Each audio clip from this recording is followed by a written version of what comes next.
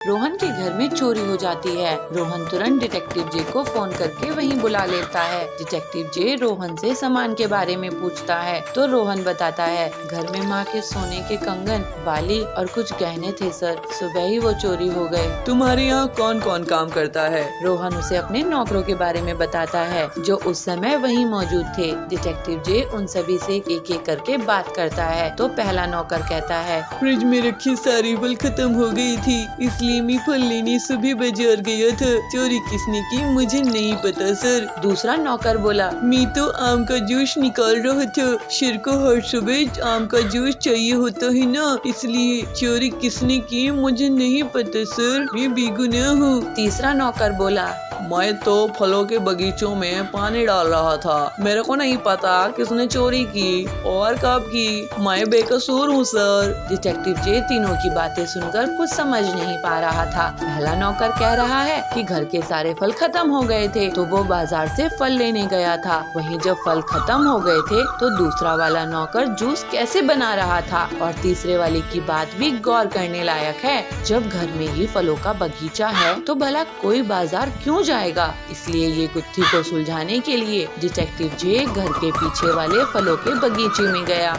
यहाँ तो सचमुच फलों का बहुत बड़ा बगीचा है, लेकिन बगीचे में कोई फल भी नहीं है, कुछ समझ नहीं आ रहा। तभी डिटेक्टिव जे को बगीचे में दो औरतें नजर आई। डिटेक्टिव जे ने उन दोनों औरतों से बात की तो पहली वाली औरत बोली, शाम कल रात बहुत तेज बारिश हुई और बहुत आंधी भी आई थी, इसलिए सभी पेड़ों की पत्ती इधर उधर गिर गए, मैं उन्हें इकट्ठा कर रही थी। दूसरी वाली औरत बोली, मैं तो सिर्फ आम के पत्ते लेने आई थी, इसके अलावा मुझे कुछ नहीं पता साहेब। डिटेक्टिव जे समझ जाता है कि कौन सा नौकर झूठ बोल रहा था। तीसरा वाला नौकर कह रहा था कि वो पेड़ों को पानी दे रहा था, लेकिन अभी तो औरत ने बताया कि कल रात बहुत तेज बारिश हुई है, तो फिर वो इतनी बारिश के बाद पेड़ों को पानी कैसे दे सकता है। इसका मतलब वो झूठ बोल रहा है। डिटेक्टिव जे उसे पकड़ लेता है और उसको एक तेज चांटा मारता है। वो अब सच सच बोलने लगता है, मेरे साथ पहले वाला नौकर भी मिला हुआ है। और कौन कौन है तुम्हारे साथ, और चोरी का सामान कहाँ है? तो वो नौकर कहता है कि उनके साथ एक और आदमी मिला हुआ है जो उनके साथ मिला हुआ था और चोरी करके सारा सामान बाला ज्वेलर्स में ले गया। डिटेक्टिव जे तुरंत बाला ज्वेलर्स के लिए निकल जाता है, पर बाला ज्वेलर्स में बहुत सारे लोग थे। उसे समझ नहीं आ रहा था कि वो चोर कौन है। तो आप ही बताइए दोस्तों, उसे कैसे पता चलेगा कि असली चोर कौन है? सोचिए और बताइए। डिटेक्टिव जे ने ध्यान से देखा, सभी लोग गहने देख रहे थे, बस एक ही आदमी गहने नहीं देख रहा था, बल्कि उन्हें देने के लिए खड़ा हुआ था, जिसे देखकर वो समझ गया कि ये वही चोर है। डिटेक्टिव जे ने उसे पकड़ लिया और उसे पुलिस के हवाले कर दिया और रोहन को भी उसका सारा सामान वापस कर दिया। Detective J case solve the case. Acharya Jayasuriya अपने पर्यटन के दौरान गांव-गांव जाके वहां की लोगों को अपनी प्रवचन से अच्छी बातें सिखाते थे। आचार्य के मधुर वाणी और सत्य विचार से वहां के लोग बहुत प्रभावित होते थे। आचार्य के विचारों को अपने जीवन में लागू करके बहुत सारे लोग सद्गुणी बन गए थे। एक दिन पंढरपुर में आचार्य का प्रवचन चालू था। सज्जनों, अगर हम किसी का बुरा चाहते हैं तो हमारा भी बुरा होगा। अगर हमारे विचार अच्छे रहेंगे तो हमारे साथ भी अच्छा ही होगा।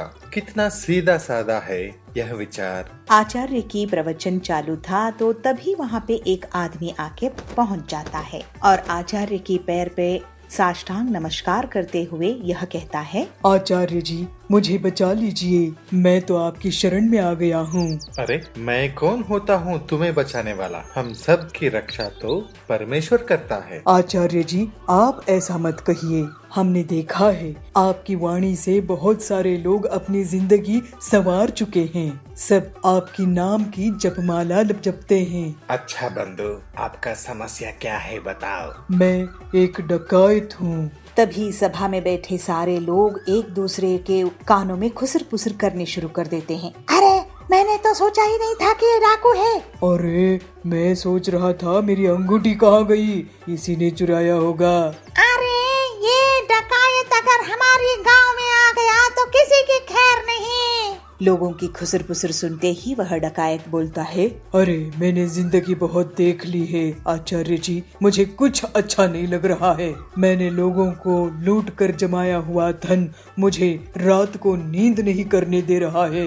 अरे तुम्हारी कर्मों का तुम्हें पश्चाताप है तो तुम्हारी समस्या क्या है? आचार्य जी, मैं ये सब छोड़ के सीधी साधी जिंदगी जीना चाहता हूँ, इसीलिए आपकी शरण में आया हूँ, मुझे मार्गदर्शन कीजिए। आचार्य डकायत की दुविधा समझते हैं और उसे कहते हैं, अरे वो तो बहुत ही आसान है। आज से अपना कुकर्म छोड़ दो और ये मन में ठान लो और उसी के पथ पे चल पड़ो। धन्योस्मि आचार्य जी, जो आपने कहा मैं उसी पथ पे चलूंगा। आचार्य जी अपने प्रवचन उस गांव में खत्म करके दूसरे गांव, तीसरे गांव ऐसे ही पर्यटन करते रहे। तो एक दिन वही डकायत फिर से आचार्य जी से मिलता है। आचार्य, आपने जो कहा था उस रास्ते पे चलने की मैंने बहुत कोशिश की, मगर क्या करे, मेरे हाथों को चोरी करने की आदत हो गई है, छूट ही नहीं रही है। आचार्य, कोई दूसरा उपाय बता दीजिए ताकि मैं भी अच्छा इंसान बन के जिंदगी बिता सकूं। आचार्य हंसते हुए कहते हैं, अच्छा ये बात है, तुम आदत से मजबूर हो तो ठीक है, तुम हर दिन अपने ही काम करते रहना, मगर तुम जो भी काम करोगे उसे मेरे प्रवचन में आके बताते रहना, तब तुम्हें कोई पाप नहीं लगेगा। आचार्य की बात को सुन के डकायत को अच्छा लगा तो कहता है, अरे ये तो आसान है, मैं चोरी भी करूंगा मगर पाप भी मुझे नहीं लगेगा। आज से ही मैं जो भी चोरी करूंगा आपके प्रवचन में आके सबको बता दूंगा। ऐसे कह के डकायत वहाँ से निकल जाता है और कितने ही दिन बीत गए मगर डकायत वापस नहीं आता है आचार्य के पास। तभी अचानक एक दिन आचार्य के शिष्य को उसकी याद आती है और शिष्य कहते हैं, गुरुजी, कितने दिन हो गए लेकिन वो डकायत तो आज तक आपके पास वापस आया ही नहीं, तो इसका मतलब आपका बताया हुए बातों से उसके ऊपर कोई भी प्रभाव नहीं हुआ क्या?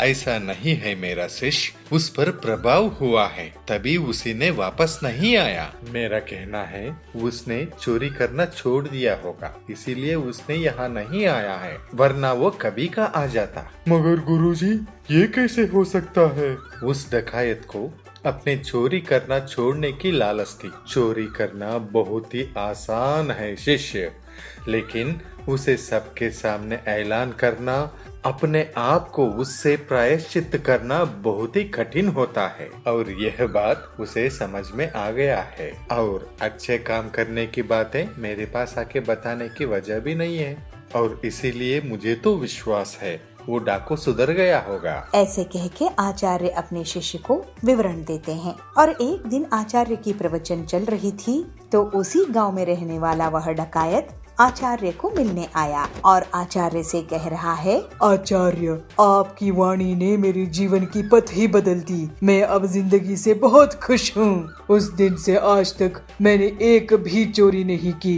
भले ही मैं कुछ दिन भूखा था मगर आज मैं कष्ट से अपनी जिंदगी को संवार रहा हूँ। कहते हैं ना, श्रम का फल मीठा होता है, तो मुझे भी यह श्रम बहुत आनंद दे रहा है। आपकी आशीर्वाद मुझ पर सदा ऐसे ही बने रहे आचार्य। ऐसे कह के साष्टांग नमस्कार करता है। यह बातें सुनकर आचार्य की मन भी बहुत प्रसन्न हुआ और वह डकायत को कहते हैं, अब तुम्हें कोई प्रायश्चित की जरूरत नहीं है, अब तो तुम सदाचारी बन गए हो, तुम सदा सुखी रहो। ऐसे कहते हुए आचार्य अपने प्रवचन के लिए अगले गांव निकल पड़ते हैं। कुंदानगर में बबलू नाम का एक छोटा व्यापारी था। वह बहुत सीधा साधा और दयालु था। उस एरिया के सभी घर वाले उसी के पास सामान खरीदते थे। एक दिन बबलू की दुकान पे एक हाथी आता है। अरे, इंसान की जगह आज हाथी आ गया सामान लेने। कहते हुए बबलू हंसता है। बहुत प्यार से अपने पास जो 2 केले थे उसमें से एक उस हाथी को खिलाता है। बबलू की प्यार और दुलार ने हाथी की मन मोह लिया तो हर दिन हाथी दुकान पर आना शुरू कर दिया। दयालु बबलू रोज उसे केला खिलाता था। आ गए तुम, ये लो तुम्हारी आज की केला। केले के बदले में हाथी कई बार बबलू को पीठ पर बिठाकर सैर पर ले जाती थी। दोनों की स्नेह और प्यार देख के गांव वाले भी हैरान हो गए थे। एक दिन बबलू को काम से बाहर गांव जाना पड़ा। उसने अपने बेटे को दुकान पर बिठाकर बोला, देखो बेटा, मैं कल सुबह तक पहुंच जाऊंगा। अगर हाथी आए तो इस केले को जरूर खिला देना। बबलू का बेटा बड़ा शरारती था। दूसरों को कष्ट देने से उसे खुशी होती थी। बबलू के जाते ही उसने अपना और हाथी का दोनों केला खा लिया। जब हाथी आई तो उसके शैतान दिमाग में एक विचार सूझता है, अरे ये हाथी तो हर दिन हमारे पापा के पास आके केला खा के जाता है, इसको ना आज मैं सबक सिखाऊंगा। ऐसे कहते हुए पीछे एक सुई छुपाकर हाथी के नजदीक जाता है। बेचारा हाथी सोचता है कि बबलू के जैसा ये भी अब केला खिलाएगा, इसलिए वह अपनी सूंड आगे बढ़ा देती है। उसकी सूंड बढ़ाते ही बबलू की बेटे ने सुई को उसकी सूंड पे चुभा दिया। हाथी को बहुत दर्द हुआ और दर्द से वो बिलबिला उठी। यह देखकर बबलू का बेटा, वाह वाह, बड़ा मजा आया, हाथी को दर्द हुआ, कहते हुए ताली बजाकर कूद कूद के खेलने लगा। दर्द से बेचैन हाथी सीधा नदी में जाकर डुबकी मारी। ठंडे पानी में थोड़ी देर रहने की वजह से हाथी को थोड़ा सा आराम मिला, मगर बबलू की बेटे पर बहुत गुस्सा आया तो हाथी ने भी ठान ली, मैं इसे सबक सिखा कर रहूंगा। इत्तू सा बच्चा मुझे सुई चुभाता है। कहते हुए अपनी सूंड में कीचड़ भरकर फिर से वो दुकान के पास आ जाती है। बबलू का बेटा फिर से हाथी आते हुए देख के फिर सुई लेके आ जाता है। वो सुई लेके उसको चुभाने के लिए आगे हाथ बढ़ाता है, मगर हाथी अपनी सूंड में भरा हुआ कीचड़ पूरा उसके ऊपर उड़ेल दिया। लड़का दुकान के सामने खड़ा था, सर से पैर तक खुद कीचड़ में लथपथ हो गया। उतना ही नहीं, दुकान के अंदर भी सारे सामान पे कीचड़ छिड़क गया था। दुकान के सारे सामान भी गंदे हो गए। तभी बबलू भी अपना काम निपटाकर बस दुकान को पहुंचता है। वहाँ की हालत देख के बबलू को कुछ समझ में नहीं आता। उसने अपने बेटे से पूछा तो बेटे ने सारा किस्सा सुनाया। तो बबलू बेटे को कहता है, बेटा, वो तो बिना जुबान का बेचारा जानवर है, तुमने उसके साथ ऐसा व्यवहार किया, ये बात गलत है ना? इसीलिए हाथी ने गुस्से में आकर तुम पर कीचड़ उछाला और इसलिए तुम्हारा ये पनिशमेंट होगा कि तुम रोज हाथी को केला खिलाओगे, उससे दोस्ती बनाओगे और ये पूरी दुकान को साफ करोगे।